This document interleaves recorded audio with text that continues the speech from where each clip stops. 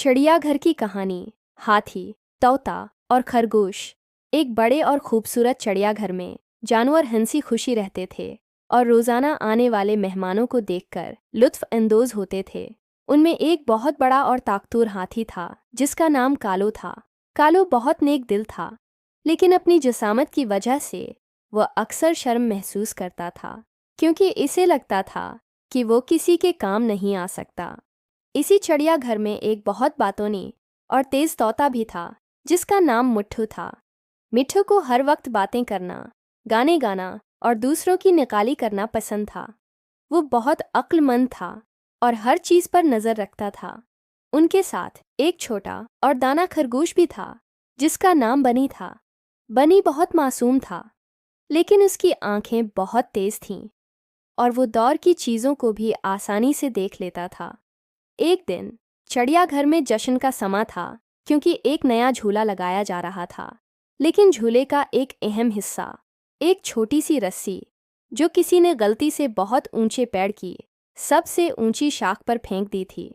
सब जानवर परेशान थे कि रस्सी को कैसे उतारा जाए, क्योंकि कोई भी इतनी ऊंचाई तक नहीं पहुंच सकता था। मट्ठू तोता, जो सब कुछ देख रहा था, बोला, आओ, ये रस्सी तो बहुत ऊपर है, कोई उसे कैसे लाएगा।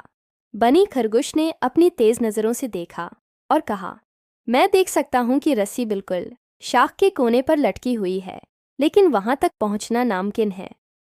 इसी चिड़ियाघर में एक बहुत बातूनी और तेज तोता भी था जिसका नाम मिट्ठू था।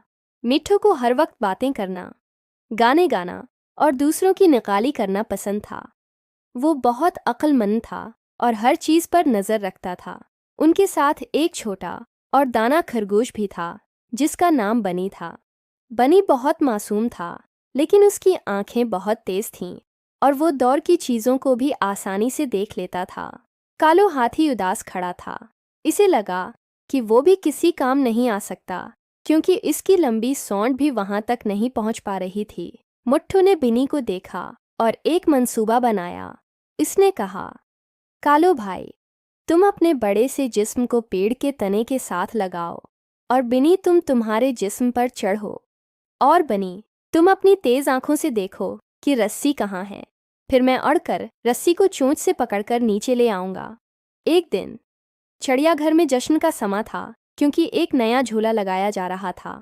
लेकिन झूले का एक अहम हिस्सा, एक छोटी सी रस्सी जो किसी ने गलती से बहुत ऊंचे पेड़ की सबसे ऊंची शाख पर फेंक दी थी।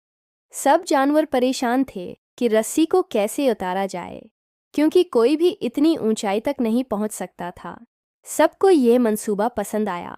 कालो हाथी पेड़ के तने के साथ मजबूती से खड़ा हो गया और बनी खरगोश इसकी टांगों और जिस्म पर चढ़ते हुए काफी ऊंचाई तक पहुंच गया।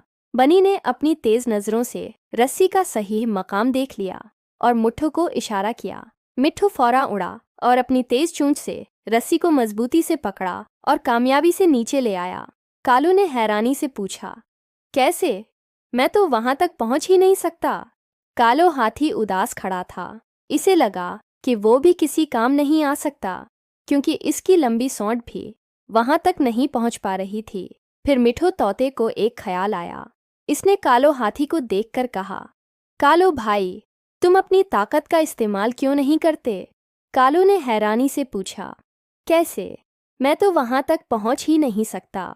मिट्ठू ने बनी को देखा और एक मंसूबा बनाया।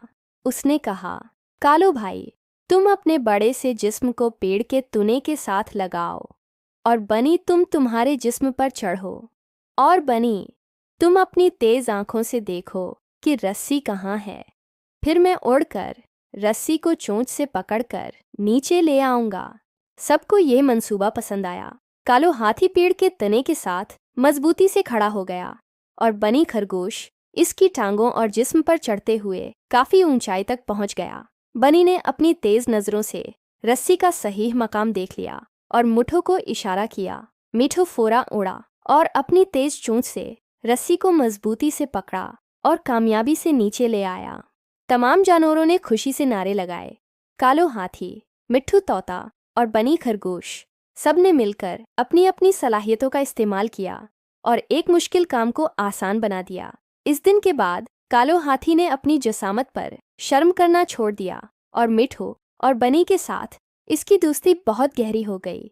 इखलाकी सबक: हर किसी में कोई ना कोई खास खूबी होती है और जब हम मिलजुल कर काम करते हैं तो हर मुश्किल आसान हो जाती है।